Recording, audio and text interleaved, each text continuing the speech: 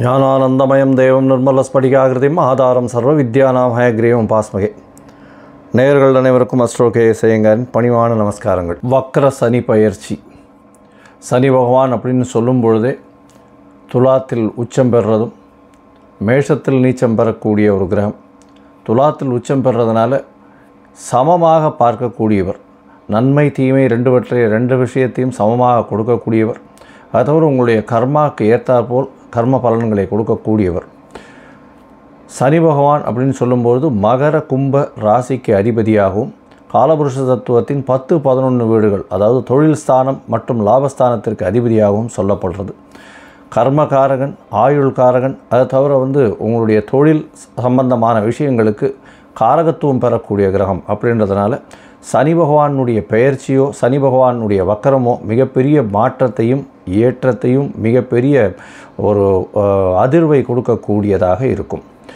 பொதுவாக சனி பகவான் அப்படின்னு சொல்லும் பொழுதே அவர் 7.5 சனி, அஷ்டமத்து சனி, அல்லது அர்த்தாஷ்டம சனி, இந்த மாதிரியான விஷயங்களை தான் பேசுவோம்.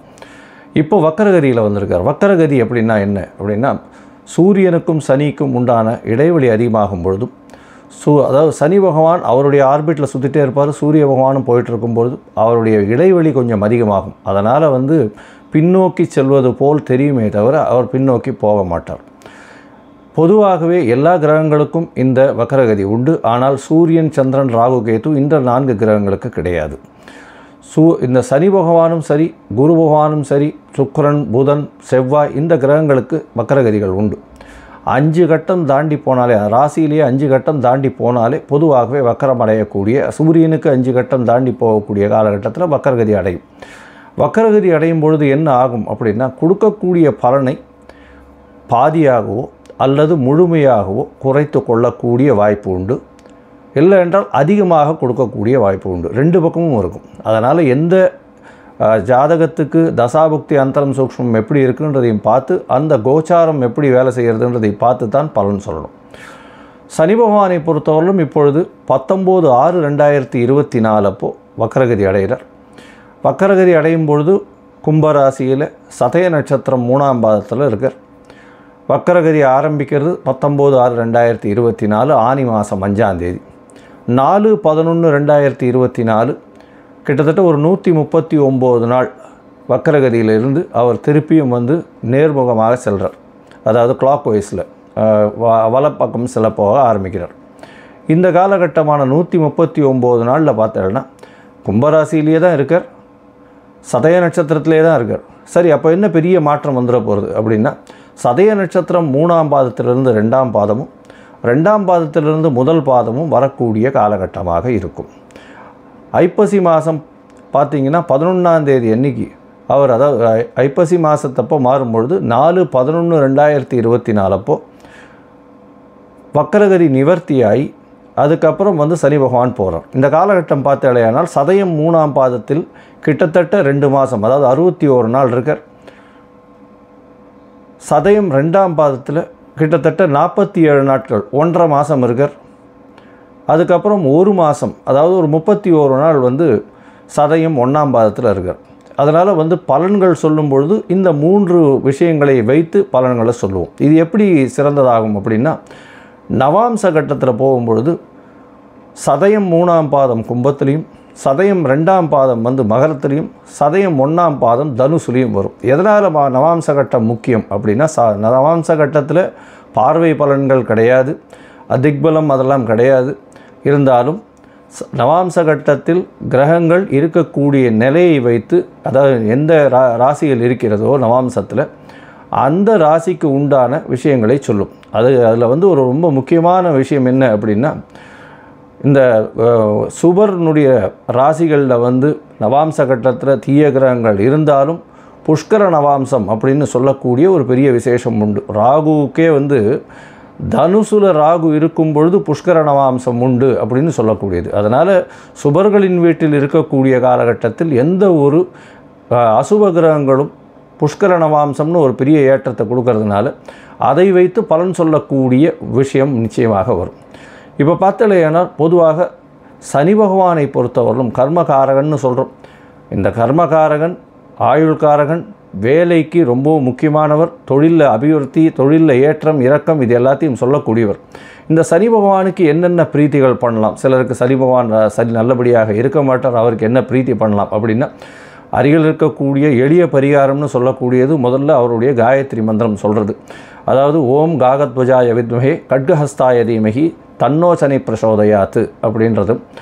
ஓம் காகத்வஜாய வித்மஹே கட்கஹஸ்தாய தீமஹி தன்னோ சனைஷ் பிரசோதயாத்து அப்படின்றது.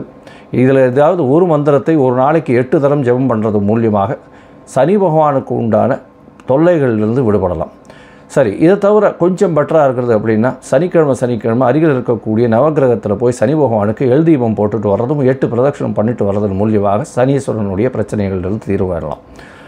அதை விட கொஞ்சம் பெட்டராகனா டெய்லி காகத்திற்கு சாதம் வைக்கிறது, சுரசாதம் வைக்கிறதன் மூலியமாக சனீஸ்வரனுடைய பிரச்சனைகளிலிருந்து தீர்வு காணலாம்.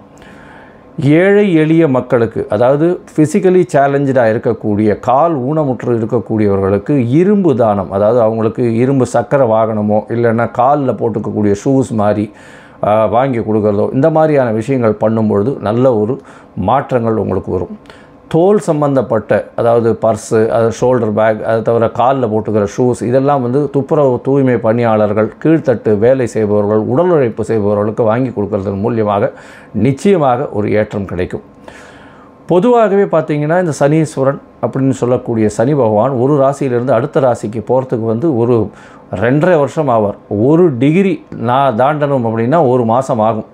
அதனால தான் சனி பகவானை பொறுத்தவரையிலும் பார்த்தோம்னா 7.5 சனின்னு சொல்லும்போது 3 கட்டத்தில் 3 ராசியில் போகிறத நம்ம ஒரு ராசிக்கும் 2.5 வருஷம் கணக்கு பண்ணி 7.5 மாதம் சொல்கிறோம், 7.5 வருஷம் சொல்கிறோம்.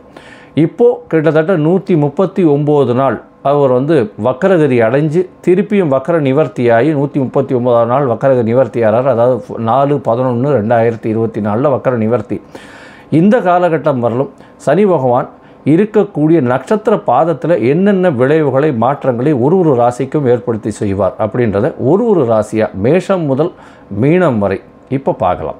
அதற்கு முன்னாடி என்னுடைய மொபைல் நம்பர் கீழே ஸ்க்ராலிங்கில் போயிட்டு இருக்கோம். உங்களுக்கு அஸ்ட்ராலாஜிக்கல் கன்சல்ட் தேவைப்பட்டதுன்னா எனக்கு ஃபோன் பண்ணுங்க. என்னுடைய கட்டணம் என்னென்னு சொல்கிறேன்.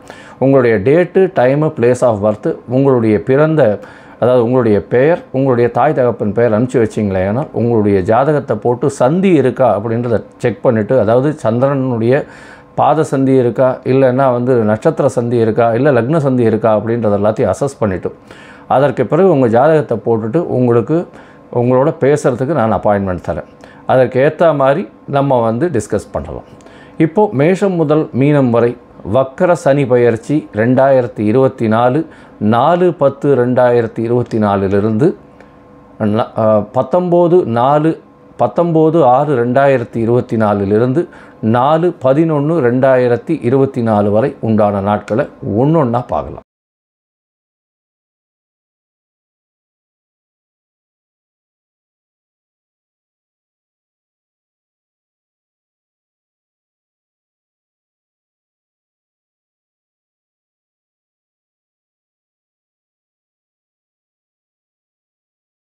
மிதுனம், மிருகசீரிஷம், திருவாதிரை, புனர்பூசம் இந்த 3 நட்சத்திரம் 9 பாதங்களை கொண்ட ராசி. ராசியின் அதிபதி அப்படின்னு சொல்லக்கூடிய ஒரு புத பகவான் இந்த சனி கிரகத்திற்கு நட்பானவர் அப்படின்னு சொல்லக்கூடியது.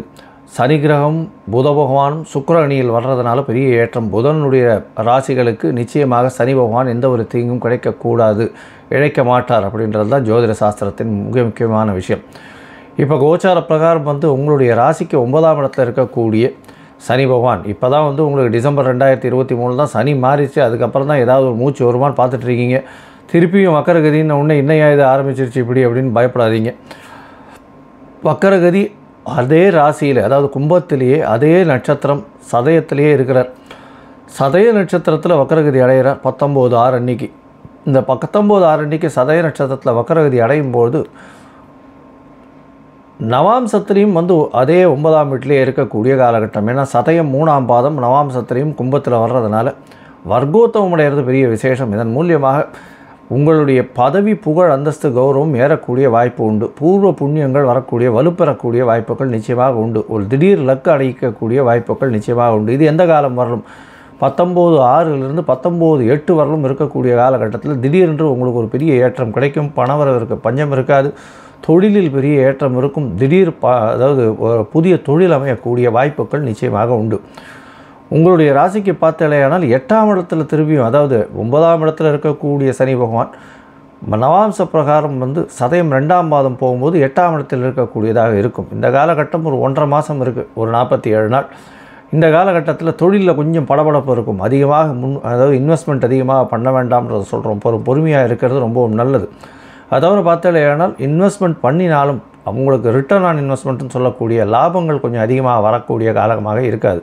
அதனால் கொஞ்சம் பொறுமையாக இருக்கிறது ரொம்பவும் நல்லது. 8ஆம் இடத்தை மகரத்தில் போய் சனி பகவான் நவாம்சத்தில் இருக்கிறதன் மூலியமாக சிறு சிறு தொல்லைகளை கொடுப்பார். உடல் நலத்தில் கொஞ்சம் செட்பேக் இருக்கக்கூடிய காலகட்டமாக இருக்கும். அந்த ஒரு 1.5 மாதம் இருக்கக்கூடிய காலகட்டமாக இருக்கும்.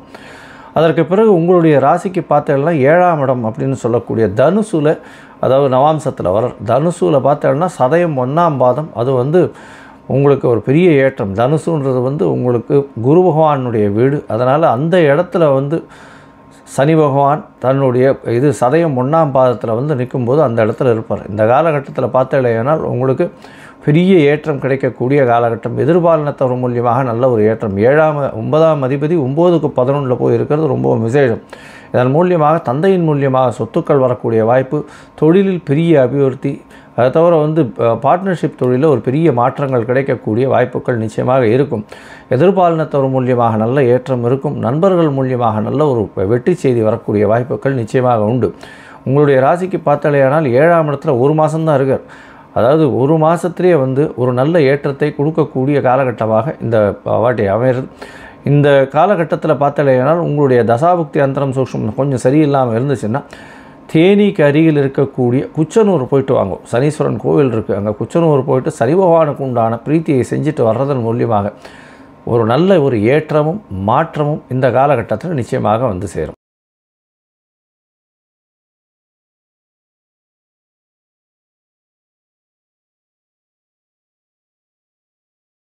லோகா சமஸ்தா சுகினோ பவந்து. நன்றி, நமஸ்காரம். Astro KS Iyengar YouTube channel பார்த்தமைக்கு நன்றிகள். மேலும் இது போன்ற ஆன்மீக ஜோதிஷ தகவல்கள் உங்களை அடைய astro KS Iyengar YouTube channel subscribe செய்யவும், பெல் ஐக்கானை மறக்காமல் அழுத்தவும். நன்றி, வணக்கம்.